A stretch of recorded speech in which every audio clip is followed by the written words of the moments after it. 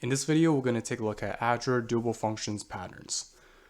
We're going to take a look at these following patterns, and we're going to start with function chaining. So for function chaining, basically we have a sequence of functions, and each function is dependent on each other. So here you can see we have F1. Once F1 is done executed, we're going to pass the output to F2.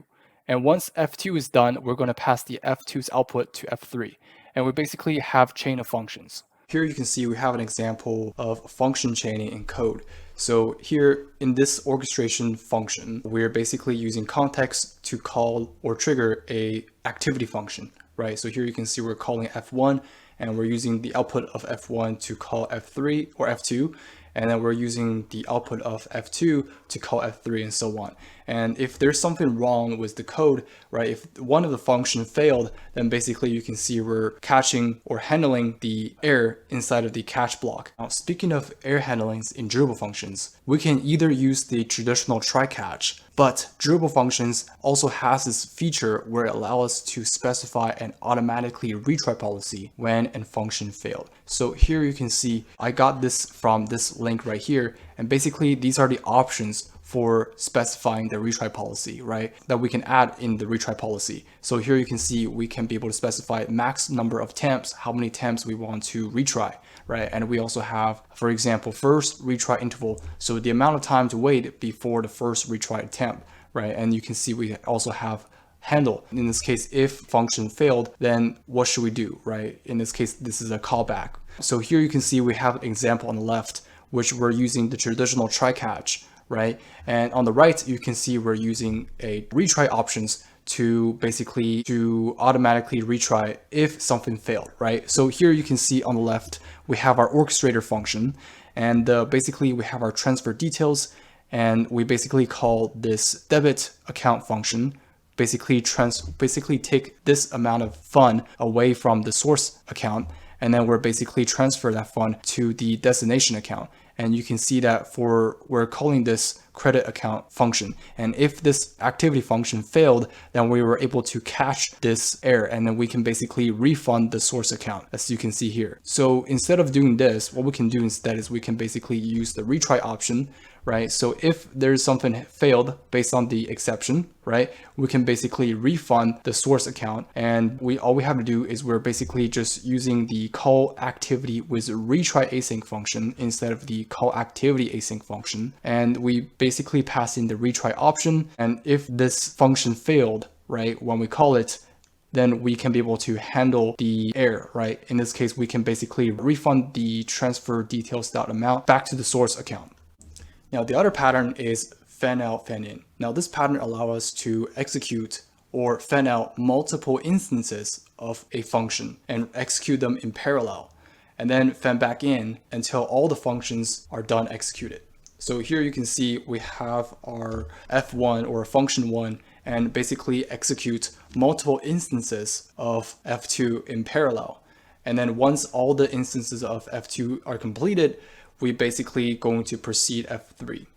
And here is the examples in code. So here you can see here, basically we have our orchestrator function, and we basically first call F1 to get our list of work patch. And once we basically get our work items, we're going to execute all the instances of F2s and run them in parallel. And once all the tasks are done, we can basically execute F3, right? You can see here, we're aggregating all n outputs and send the result to F3. And here you can see we basically, each durable function, right, has a execution history to basically track which functions or which tasks are completed and which tasks are not. So if there's a crash, then basically what happened is that we can be able to retrieve the information from the execution history to see which ones are completed and which one are not. Now, another pattern is called async HTTP APIs. Now, this pattern allows us to query the status for a long-running task. So if we have a task that is long running, we can basically query the status using HTTP request. And here you can see we have an example. Basically, we're sending a post request to trigger a orchestrator or orchestration to run, right, to do work. And then what's going to happen is that we can also send a query request to basically see, in this case, you can see we're passing the instance ID. This is the instance ID. we're basically query the status of this orchestrator, right? In this case, the orchestrator is running. You can see the runtime status is running, the last updated time, right? And we can also send another request. You can see we got a 200 OK. In this case, we have a runtime status, which is completed. Now, the fourth pattern is called monitor pattern. Now, this pattern basically allows us to create a long-running monitor to monitor an external endpoint. So here you can see we have an example where we have a orchestrator function. And here you can see we have our job ID and we have our polling interval. The polling interval basically gives us an idea about how long or how often do we want to get the status, right? How long do we want to check the status of the external endpoint? And here you can see we have our expiry time. Basically, how long do we want to monitor this task for, right? How long do we want to monitor the external endpoint for? And basically, while the current UTC datetime is less than the expiry time, we're basically going to execute the following code, right? So here we're trying to get a status by calling this activity function. And then if the job status is completed, then in this case, we can basically break out of the while loop and then call another activity function called send alert. And here you can see if it's not completed, we can basically set a timer. Orchestrator sleeps until this time. Speaking of timers in Drupal functions basically allow us to add delay or timeouts on async actions in orchestrator functions. So here you can see we have an orchestrator function right here called billing issuer. And basically what this function does is it sends this or it activate or execute this send billing event function for 10 days, every day for 10 days.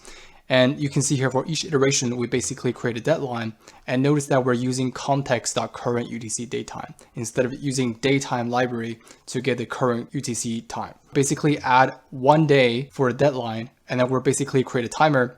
And once that timer is expired, we're basically going to call this function. So let's take a look at another example using timer. So here you can see we have an orchestrator function, and inside this orchestrator function, we have a deadline for 30 seconds.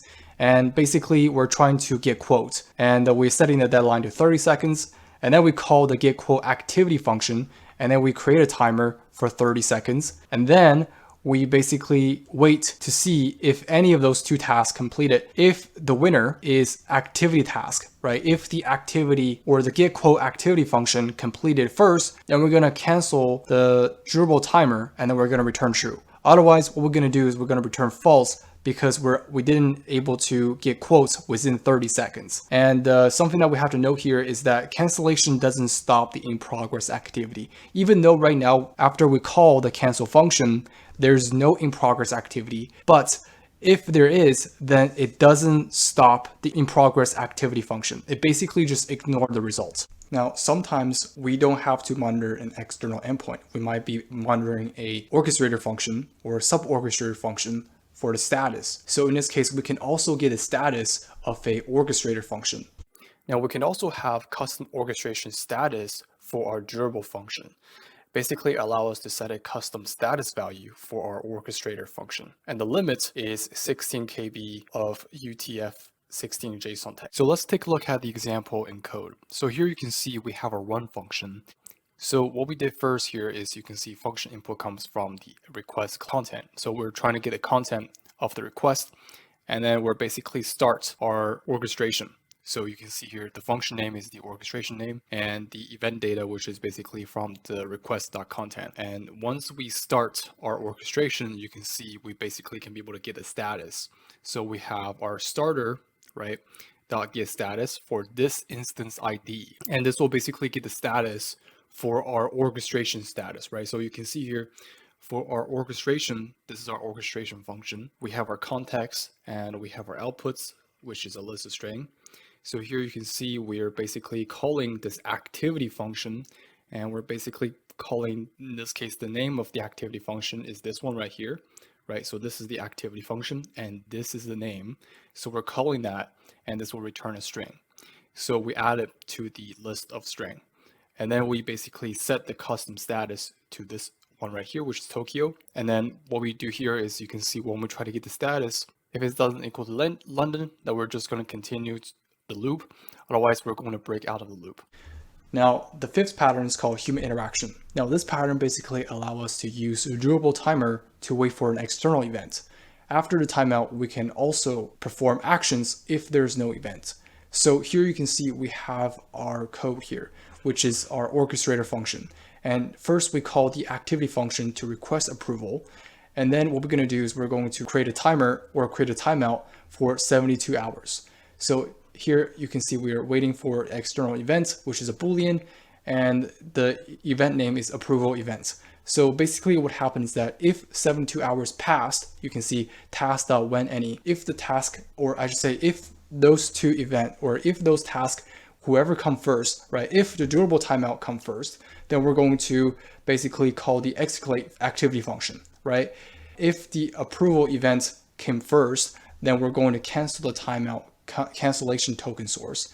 And then we're going to call this activity function process approval with the approval event.result. So speaking of external events in durable functions, it basically allows to wait and listen for external events. So here you can see we have two examples, basically shows that orchestrator function can be able to wait for events concurrently.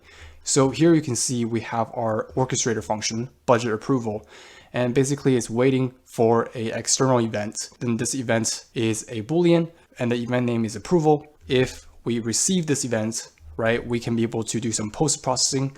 And of course, we can also receive or wait for multiple external events. Here you can see we have 3 different external events. And when any of those events received, we can be able to do some post-processing here. And here you can see we can also wait for all the events to be finished, or 3 different external events.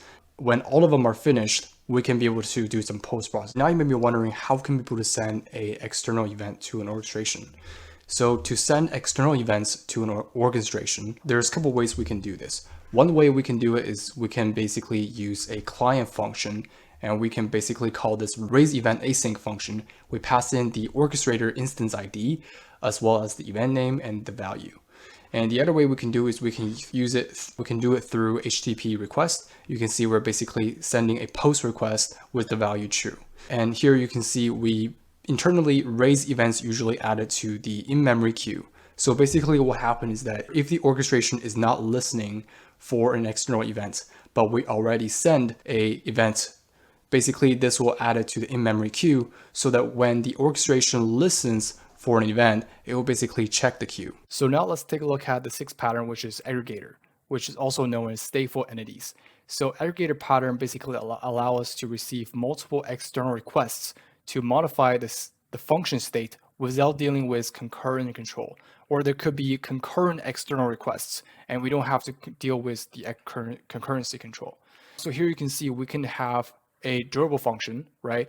And you can see here we are trying to retrieve our state, and we're trying to modify our current state value, right?